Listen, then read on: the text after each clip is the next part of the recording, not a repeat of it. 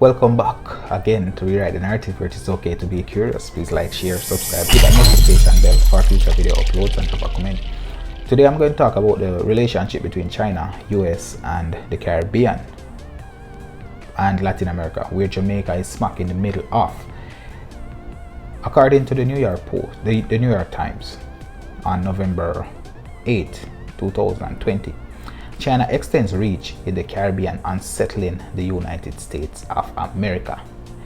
China has offered Jamaica loans and expertise to build miles of new highway throughout the Caribbean. It has donated security equipment to military and police forces and built a network of Chinese cultural centers. It has dispatched large shipment of test kits, masks, ventilators, to help government respond to the pandemic. All this is good stuff and we should commend them. But from a geopolitical perspective, this is a strategic disadvantage for the United States, because China is building trust with the Caribbean and with Latin America. And let us see why. The initiative are part of a quiet but assertive push by China in recent years to expand its footprint and influence in the region through government grants and loans, investments by Chinese companies, and diplomatic, cultural, and security efforts. Again, geopolitical reasons why the United States would see a problem with this. Now, the people in Jamaica would be the first to tell you that with help fixing roads and giving technology such as more access to internet is welcome. It's something that is needed. But geopolitical friction would not see it that way. Let's keep it moving. While governments in the region have welcomed Beijing's interest, the Trump administration has viewed China's growing presence and its potential challenge to Washington's influence in the region with concern and suspicion. And that, again, I said, is geopolitical. It's not personal and have nothing to do with the growth of a country or of a region. It's just the safety of its national security for the United States. The people within that region, they are trying to have a better life and try to propel themselves into the future. But this disrupts the national security of the United States, having a country that is anti-American in some ways, or a challenge to America, setting up prominence in their backyard, so to speak. The Caribbean markets are generally small, and most of the nations there lack the sizable reserve of mineral and other raw materials that often draw Chinese attention. But the region has strategic importance as a hub for logistics, banking, commerce, says analysts, and could have great security value in a military conflict because of its proximity to the United States. Again, there you have it. They said the Trump administration was keeping a close eye on China, but this will not change because the Biden administration will come into power. The national security of the country continues. So we can just watch what will happen next. There are lots of reinforcing reason that goes beyond balance sheet, said R. Evans Ellis, research professor of Latin America Studies at the United States Army War College Strategic Study Institute.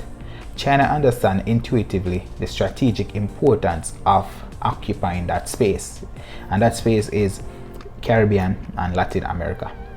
China's efforts in the region are part of its global strategy to forge deep economic ties and strong diplomatic relationships around the world, in part through the building of major infrastructural projects under the ambitious Belt and Road Initiative.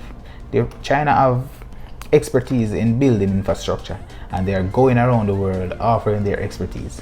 And this expertise that they're offering to other countries is fostering relationship. And the United States see this as a strategic move by China into the Western world. A crucial motivation for China Caribbean strategy also is winning over the remaining nation that officially recognize Taiwan instead of China, most of which are in the Caribbean and Latin America, said Richard L.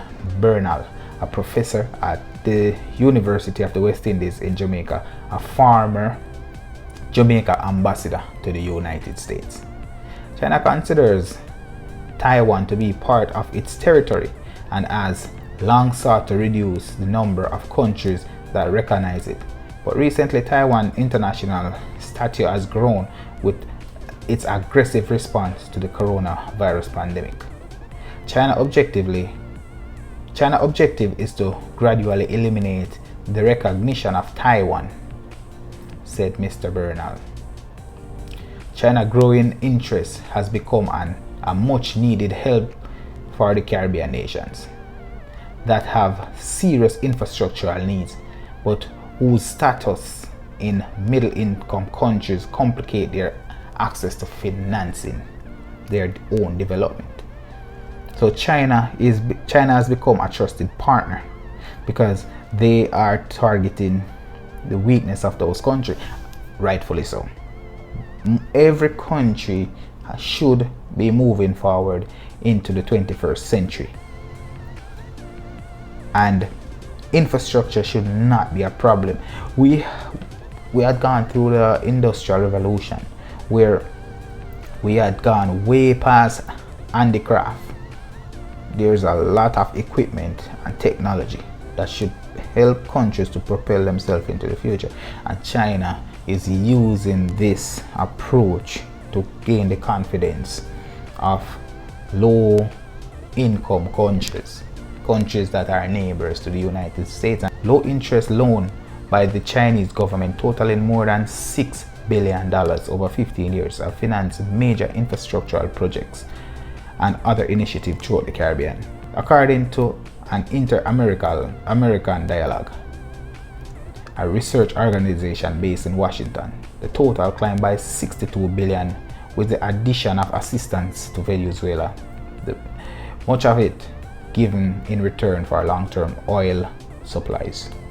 So China is a massive country, and China and Venezuela have massive oil reserve. So this relationship works, especially with the kind of relationship that Venezuela and America have. During this same period, China's firm have invested in ports and maritime logistic, mining and oil concern, the sugar and timber industries, tourist resorts and technology projects between 2002 and 2019. Trades between China and the Caribbean rose eightfold, not just one, not one or two, 8, said Mr. Ellis, the professor at the United States War College. And why would this have happened with the greatest country in the world right next to us? Because they ignored the development of these countries that are surrounding them. These countries need help, and it's like if you have a woman and you are not taking care of that woman, she will find somebody who is capable of taking care of her, or she would just branch off and figure out how to take care of herself. It is that simple. But analysts who closely follow Chinese activity in the Caribbean say that while there is some concern about sustainability of these debts, there are no indication that these debts are a trap, like a debt trap, because in the past they used a debt trap to take over ports in Sri Lanka. So they are saying that they haven't seen any indication that suggests that this is like debt trap for the Caribbean. And again, it's a long article here. I was just reading from the New York Times. Not too long ago, the Jamaica Observer published that Donald Tapia, ambassador to the United States in Jamaica, let the Washington's position know that taking using Chinese 5G is a national security risk, and this also it ties back into this. It is not a problem for the country that is taking it, it's a problem for its allies. The United States sees Jamaica, the United States and the world, they recognize Jamaica and the Caribbean as a logistic hub for for banking and trade overall. So with China getting a foothold into the Caribbean and into Jamaica, it disrupts their control, it disrupts the United States' ability to work with the Jamaican people and the Jamaican government the same way like how they worked with them in the past. Using Chinese 5G is giving China a backdoor into Jamaica's information mine, because 5G network is a network that connects you to everything on your phone. It might sound like fear mongering, asking what's on your phone that China would want. It's exactly the same thing that is on your phone that the United States would want, or any other country. Having access to information is valuable. It's much more valuable than the average person might be able to recognize. We are going to that stage where artificial intelligence is king. Artificial intelligence is literally setting up a machine. It's machine learning. You're setting up a machine, whether it's your car, whether it's your phone, whether it's your microwave, whatever can get connected to the internet, they will figure out a way to use machine learning to pull information from the outside world, and it will all get stored on a network. And the network of the future is 5G. It's 5G network. And artificial intelligence is the way that they will, and the only way that they can pull information from the outside world, a machine like yourself or me or anybody else, a goat, a bird, they pull information by going out, experiencing life, and remembering what happened.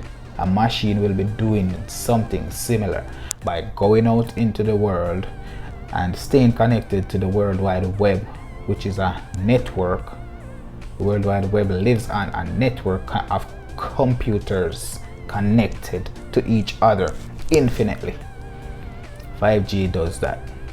But the person who owns that computer, or the person who owns the network, they own the information. And that is why the United States would not want to have China owning that kind of information in their backyard.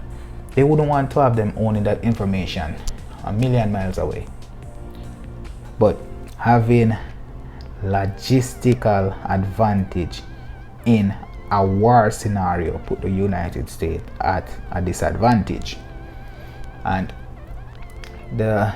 another example is China is already getting an advantage by gaining the trust of the entire Caribbean and the Latin American people.